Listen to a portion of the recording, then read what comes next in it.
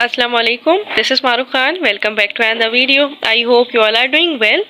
सो इस वीडियो में हम लोग फर्स्ट ईयर बॉटनी का सेक्शन बी करेंगे. Important question answers for board exam 2023.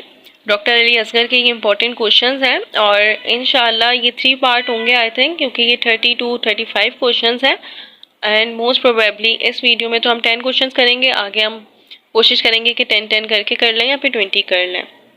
एक बात आप लोगों को मुझे बतानी है कि आप लोग पढ़ेंगे ईद पे, सो फिर मैं वीडियोस का उसी तरीके से शेड्यूल फिक्स करूँगी. वीडियोस मुझे अपलोड करनी चाहिए या नहीं, ये आप ज़रूर मुझे कमेंट सेक्शन में बता दिएगा. कभी कभी क्या होता है कि सेल अपने ही ओल्ड या अनवांटेड सेल्स को एलिमिनेट कर देते हैं. इस प्रोसेस को हम कहते हैं कि ये एक प्रोसेस है एपोप्टोसिस. अब during this cell destruction process membrane lysosome की रप्चर हो जाती है किसी पर्टिकुलर टाइम पे, और उसमें क्या होता है कि हाइड्रोलाइटिक एंजाइम है वो फ्री हो जाता है सेल से. अब क्या होता है कि हाइड्रोलाइटिक एंजाइम बाहर आ गया, ये खुद का अपना जो सेल है उसको डिस्ट्रॉय करता है मैक्रोमोलिक्यूल्स के जरिए, और दैट्स वाई क्या हम ये कहते हैं कि ये अपने ही सेल को नुकसान पहुंचा रहा है, सुसाइड कर रहा है. So that's why suicidal cell कहलाता है, और इस प्रोसेस को हम कहते हैं ऑटोलाइसिस. नंबर 2 है why mitochondria similar to bacteria. So mitochondria को ये कहा जाता है कि ये प्रोकैरियोट से इवॉल्व हुआ है यूकैरियोट्स में. इनके पास माइटोकॉन्ड्रिया और एक क्लोरोप्लास्ट ही ऐसा होता है जिसमें 70s राइबोसोम्स होते हैं, बाकी यूकैरियोट्स में 80s राइबोसोम्स होते हैं.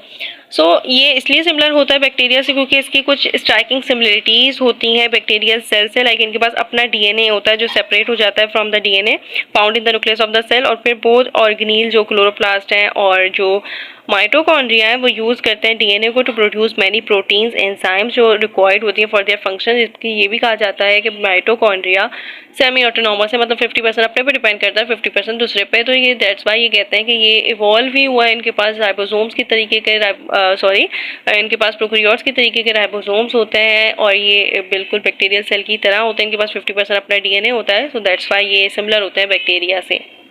नंबर 3 है why plasma membrane is permeable in nature. अगर आप लोगों ने फ्लोइड मोज़ेक मॉडल पढ़ा हो तो आपको पता होगा कि प्लाज्मा मेम्ब्रेन हमेशा सेमी परमिएबल होता है. इसको हम कहते हैं कि सेमी परमिएबल है.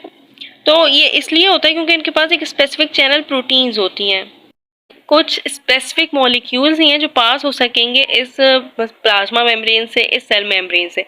तो ये जो प्रोटीन है ये कैरियर प्रोटीन होती है जो एम्बेड होती है फॉस्फोलिपिड लेयर में, जो फ्लोइड मोज़ेक मॉडल में बताया गया है. तो ये सब इंटरेस्टिंग प्रोटीन्स होती हैं जो वर्क करते हैं एज एंजाइम जिसको हम एटीपीएस कॉम्प्लेक्स कहते हैं, जिसको हम कहते हैं कि ये to synthesize ATP. So that's why हम ये कहते हैं कि ये इंपॉर्टेंट होता है. ये सिलेक्टिव परमिबिलिटीज़ की इंपॉर्टेंट होती है, वरना बाकी सारी चीज़ें पास हो सकती हैं. तो ये सिर्फ इसी की वजह से परमिट करते हैं सिर्फ स्पेसिफिक मॉलिक्यूल्स के वो पास हो सकेंगे थ्रू फॉस्फोलिपिड लेयर जो प्लाज्मा मेम्ब्रेन की होती है. क्वेश्चन नंबर 4 है why plant cell wall is rigid. So plants ही एक ऐसे यूकैरियोट्स हैं जिनके पास सेल वॉल होती है और इनकी सेल वॉल रिजिड होती है. क्यों?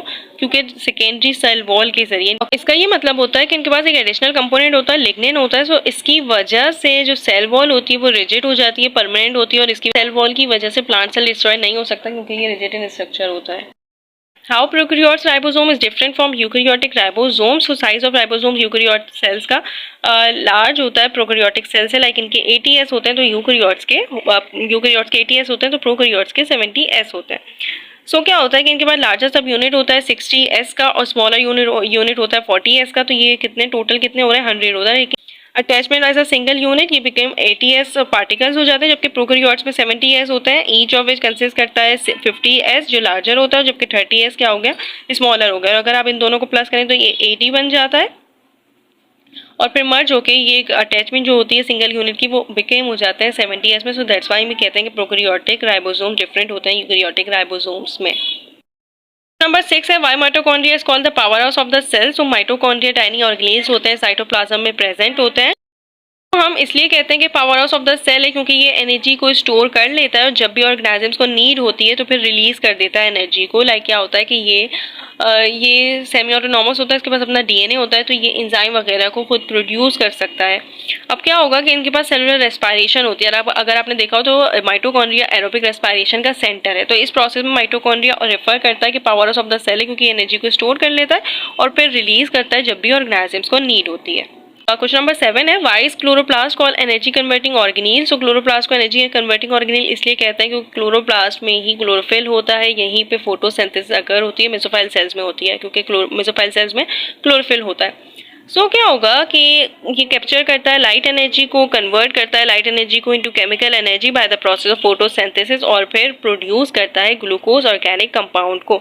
सो ड्यूरिंग फोटोसिंथेसिस कैप्चर क्लोरोफिल ही है जो कैप्चर करता है लाइट एनर्जी ऑफ सनलाइट को और फिर ये ट्रांसफर करता है अदर मॉलिक्यूल्स में in the thylakoid membrane. Like अगर आप लोगों ने लाइट रिएक्शन पढ़ा हो तो आपको पता होगा कि एनर्जी हमेशा क्या होती है कि इलेक्ट्रॉन पे जब लाइट एनर्जी पड़ती है तो वो फोटो सिस्टम 2 से फिर जाता है कैरियर्स में, फोटोकोइनाइन होते हैं, फोटोसाइनाइन होते हैं और फिरोटॉक्सिन वगैरह। तो ये सारे एनर्जी कैरियर्स हैं, ये एक जगह से दूसरी जगह ट्रांसफर कर रहे होते हैं एनर्जी को टू एटीपी और other energy carrier like NADPH2।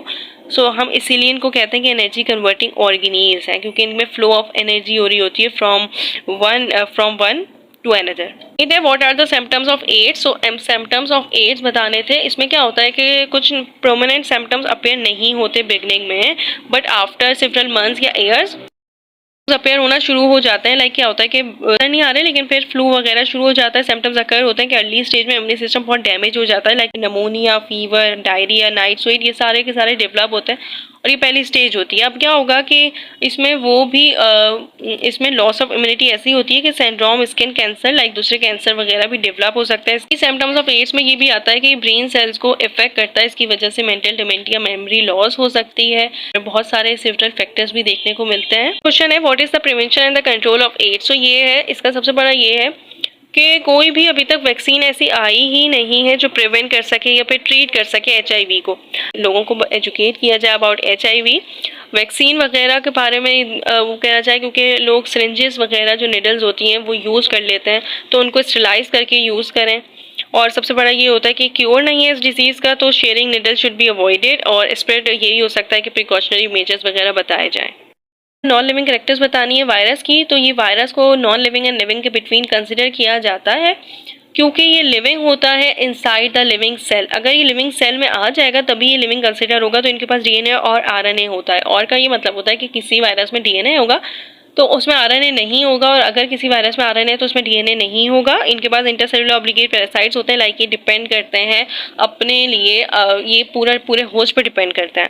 इनके पास एबिलिटी होती है कि रेप्लिकेट कर सके but only in living body, like इनकी रेप्लिकेशन रिप्रोडक्शन सिर्फ लिविंग बॉडी में होगी, विदाउट होस्ट सेल ये नहीं रिप्रोड्यूस कर सकते। ये सेल से नहीं बने होते इसलिए इनको नॉन लिविंग कंसिडर किया जाता है। इनके पास साइटोप्लाज्म नहीं होता, इनके पास सेलुलर रेस्पिरेशन नहीं होता, वाइटल एक्टिविटीज को शो नहीं करता, लाइक इनके पास मूवमेंट नहीं होती, एक्सक्रीशन और रिप्रोडक्शन रिप्रोड्यूस ये करता है बट क्या होता है कि लिविंग सेल में रिप्रोड्यूस करता है। सो दैट्स वाई हम ये कंसिडर करते हैं कि नॉन लिविंग कैरेक्टर है वायरस की और ये बिटवीन होता है लिविंग एंड नॉन लिविंग। अल्हम्दुलिल्लाह हमने पार्ट 1 फर्स्ट ईयर बॉटनी का भी कर लिया है। रीजनिंग क्वेश्चन में फर्स्ट ईयर ज़ूलॉजी के करवा चुकी हूँ आपको। डॉक्टर अली असगर के पार्ट 1 एंड पार्ट 2 अपलोड हो चुका है।